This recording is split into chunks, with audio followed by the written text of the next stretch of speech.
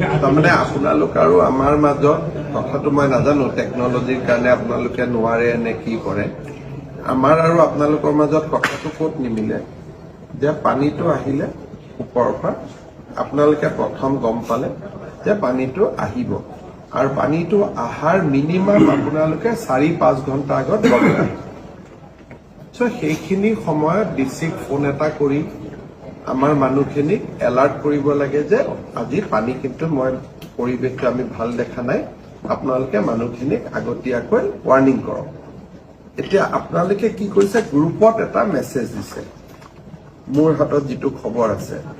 এতিয়া গ্ৰুপত মেছেজ দিয়াটো হ'ল কি যে ডিচি জনেতো নাজানে যে আজি বৰষুণ দিব তেওঁতো শুই থাকিব ডেফিনেটলি কথাটো বুজি পালে ধৰক আজি মই এতিয়া ঘৰৰ পৰা গলো 10টা বজাত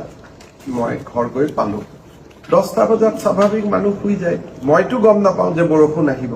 কিন্তু মোক কোনোবাই ক'ব লাগিব যে স্যাৰ আজি কিন্তু আপুনি নুশুব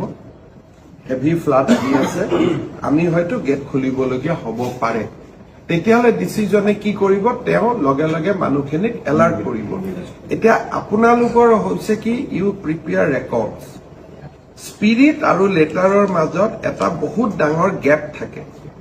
যদি আপোনাৰ আৰু ডিচিৰ আপুনি মোক আকৌ এবাৰ কওক কেইটাত আপুনি প্ৰথম গম পাইছিলে যে আজি পানীটো আহিব আমি 29 তাৰিখে 7:30 মানত আমি তো 7:30 ডিচি আৰু আপোনাৰ এটা টেলিফোনিক কনভাৰচেশ্যন হ'ব লাগিছিলে কথাত কৈছিল নেকি এতিয়া কথাটো হ'ল যে আপোনালোকৰ ৰঙানদীৰ পাৱাৰ প্লেণ্টত এজন চিনিয়ৰ মানুহ ষ্টেচন আছে যোনে নহওক মেনেজাৰ হওক এছিষ্টেণ্ট মেনেজাৰ এমডি হওক ডিএম হওক তো 7:30 বজাত কাৰণ এইবিলাক সদায় নহয় বছৰত কোনোবা এটা দিনত কেতিয়াবা এনেকুৱা এটা পৰিৱেশৰ কনফ্ৰণ্টেশ্যন হয় ডিচিক আপোনালোকে এটা 7:30 ফোন কৰিব লাগিছিল যে ডিচি ডাঙৰীয়া আজি কিন্তু আমাৰ অলপ ভয় লাগি আছে পৰিৱেশটো আজি অলপ খেলি মেলি হ'ব পাৰে এইটো